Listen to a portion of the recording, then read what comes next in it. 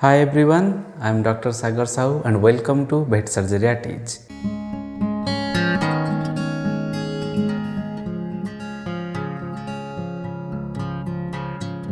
First of all, I wish you a very happy new year and may Lord Jagannath bless you with happiness and prosperity. So today we will be discussing a case study on ruminal foreign body. Okay, in field you won't find any advanced diagnostic facilities or even the basic diagnostic facilities like radiography or ultrasonography. So you have to diagnose a disease on the basis of clinical symptoms. Sometimes they overlap, so you have to differential diagnosis. You have to do the differential diagnosis. So today's case report relates with bloat. So we should know the concept behind bloat and different types of bloat, then we will go to the case study. It will be easier for you to understand the case study. So first let us understand what is bloat.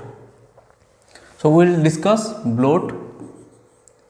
So bloat is nothing but over distension of rumenoreticulum, okay, due to the accumulation of free gas, due to the accumulation of gas, only gas, okay. So it is over distension of rumenoreticulum, rumen and reticulum, due to the accumulation of gas. So gas can be accumulated in two forms. It may be in the form of foam, or which you know as you may be knowing as froth, okay. Another form it can be accumulated, it is free gas, okay. Foam is free gas trapped in liquid. This bloat is known as frothy bloat, this is free gas bloat. The frothy bloat is also known as primary bloat, and the free gas bloat is known as secondary bloat, okay. Another difference, the frothy bloat is originated or caused due to dietary intake. It is due to diet. Certain plants, certain legumes, after eating in excess in quantity, you will find the frothy bloat. While in case of free gas bloat, it is caused by malfunction in eructation system. You know, eructation is a process through which the free gas are removed from the rumenoreticulum. So in any dysfunction in this eructation system will cause free gas bloat. Our main topic will deal with this free gas bloat, not with the frothy bloat. So we will discuss the free gas bloat.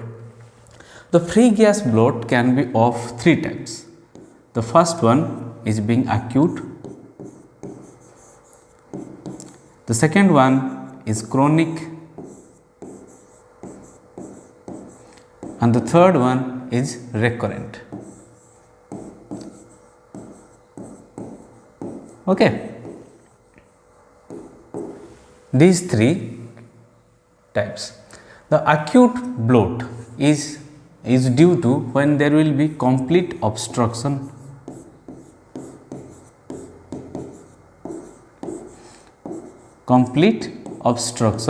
to this eructation process. The best example is esophageal obstruction. You know, sometimes the animal while eating a mango or maybe apple or a turnip, it may get obstructed at the esophagus. There are 2-3 points where the esophageal obstruction occurs. Read them in book, the anatomy. So when there will be blockage of this esophagus, you will find acute bloat. And one sign you must remember, in case of esophageal obstruction, you will find hypersalivation. Okay. This is a differentiating sign. Next, the chronic bloat. You see, chronic bloat is mostly due to when there is difficulty in transport, or there is blockage to the transport of ingesta. Understand it here. You see, this is esophagus, it opens to reticulum, and here is rumen. Okay. In other side there will be omasum and abasum. The ingesta is coming here and it is present in the rumen. The gas will be formed and the gas will be erupted out. Okay. Imagine a situation in which ingesta is coming, but it is not transported to the abomasum, or there is some problem in abomasum through which the ingesta is not going to abomasum, or some problem in abomasum, it is not going to intestine. The feed material will be accumulated here. When there will be more and more feed material, more and more gas will be produced, and it will be persistent, or it will be remain there for longer period of time, which will cause the chronic bloat. Okay. The best example is vagal indigestion. Vagal indigestion is of 4 types. The type 1 to type 4. They have specific names. This is your question. You comment down below. Okay, this is your question. Comment down below the names of these 4 type of vagal indigestion. Okay. Now, in case of vagal indigestion, remember the very characteristic signs. First sign, the first sign is L-shaped rumen. Okay, this you can palpate per rectally. Second sign is papule shaped abdomen. It means pear plus apple shape. You can search the photograph in internet how they look. Okay. Third symptom, which is also a very characteristic, is scanty and sticky feces.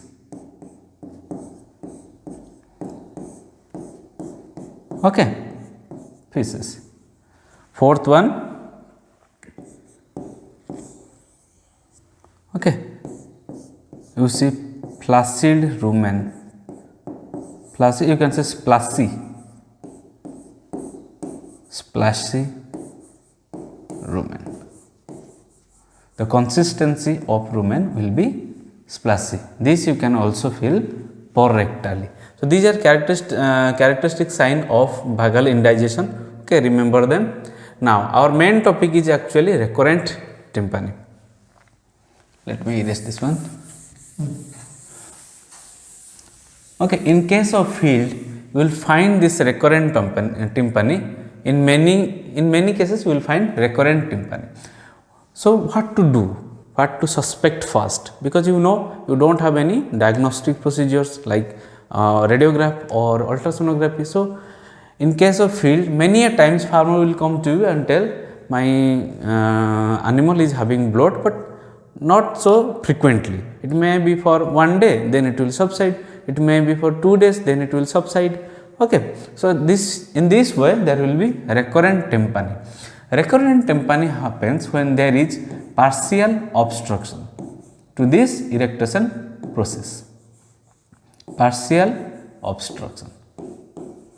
So in case of field, which diseases you may suspect for partial obstruction? The first and the important one being amphistomiasis, or you can say flukes. Amphistomiasis. Second disease which you can suspect is ruminal foreign body. Ruminal foreign body. Here the ruminal foreign body you can suspect is free moving, not a sharp object which can be pierced. Okay, it's usually blunt object and free moving. So when it will block the eructation process, it will become bloat, and when it will be removed from that place, then the bloat will subside. So, remove ruminal foreign body free moving. Third one is diaphragmatic hernia. Diaphragmatic hernia. These three diseases you may suspect when you find a case of recurrent tympani. You see, in case of emphystomiasis, you may find characteristics fetid diarrhea. Okay, this is a characteristics for emphystomiasis, but many a time you may not find this fetid diarrhea. Okay. So, what happens in emphystomiasis? In village people, they leave their animal for grazing. So, sometimes when there will be too much of rumen flux, they will cause partial obstruction to this eructation process, and you will find bloat. But emphystomiasis has treatment. It may be in most of the government dispensaries you will find oxyclosanide,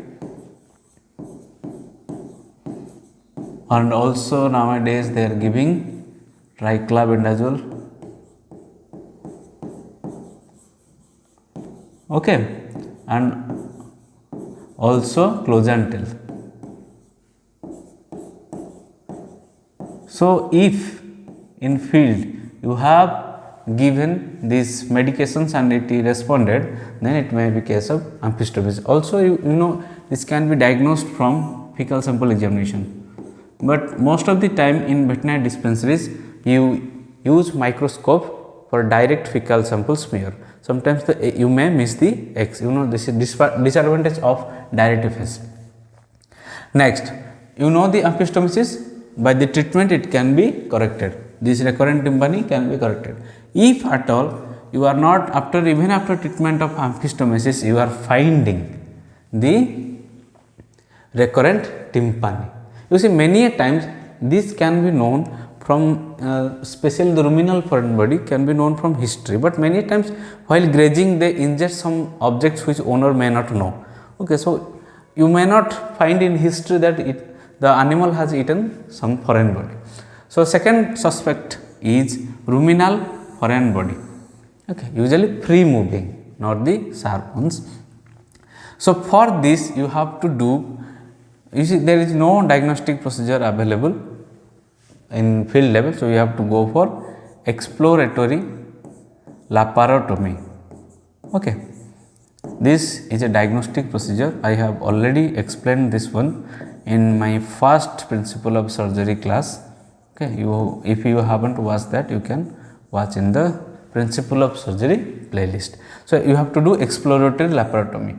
Okay, so exploratory laparotomy, it can be a diagnostic procedure for both of these, for ruminal foreign body and the diaphragmatic hernia. But in case of diaphragmatic hernia, we will find a sign dyspnoea, difficulty in respiration.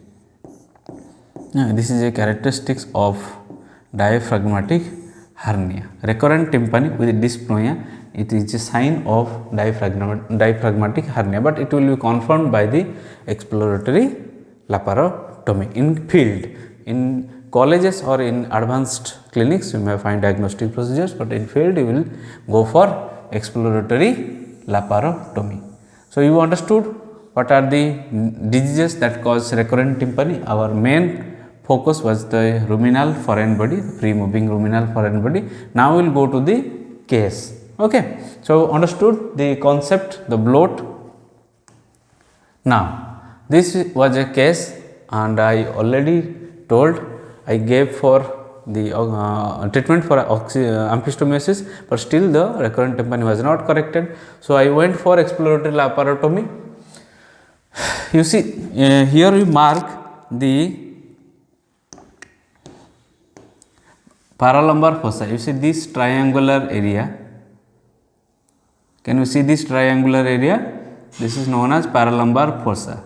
You have to give incision on paralumbar fossa for rumenotomy or for laparotomy. Okay. So, before that I went for paravertebral block. I already made a video regarding paravertebral block. It is to block the T13, L1 and L2. It is of two types, the proximal one and the distal one. In the proximal one, you have to give the anesthetic between the vertebral and between the vertebral wings. In the distal, is just above and below the wing. I have already made a video regarding paravertebral block. You can check it there. You see here, you see this will be the last rib. Sorry, this will be the last rib. Here there will be L1, L2, L3. Okay, so I am giving between T13 and L1. Next I will go for L1, L2 and L2, L3. Okay, this is paravertebral nerve block. I already gave you the idea about paralumbar fossa and where to give the incision. Now here I have already given the incision. Okay, after the incision, many a times if you do not have a ruminotomy ring or ruminotomy set, you can you can suture this rumen. You can suture the rumen to the skins. Okay, you can suture the rumen to the skin. I have already sutured, you see. Okay, so that you can avoid any spillage of ruminal content into the abdomen, because it will cause peritonitis.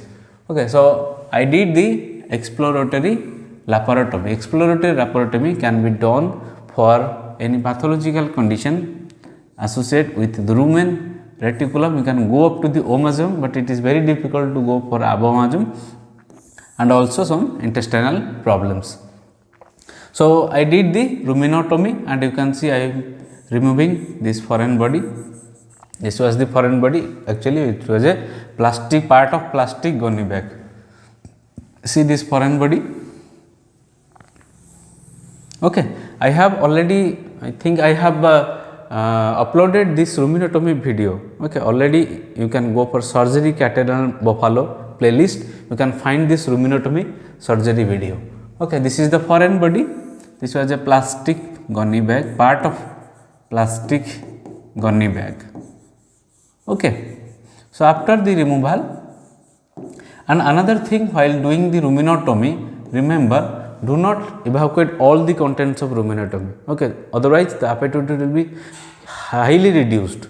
Okay, so don't only remove whatever the necessary, but don't remove all the ruminal contents. Okay, now I closed the ruminal site, the ruminotomy site and the laparotomy site. This is my team. This is myself. This is Dr. Anuradha Jankar, my batchmate. This is my senior, Dr. Anil Das.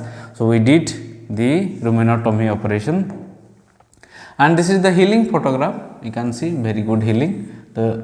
This one is scar tissue. Okay, I have already told you, while healing, the formation of a scar tissue is phase 4.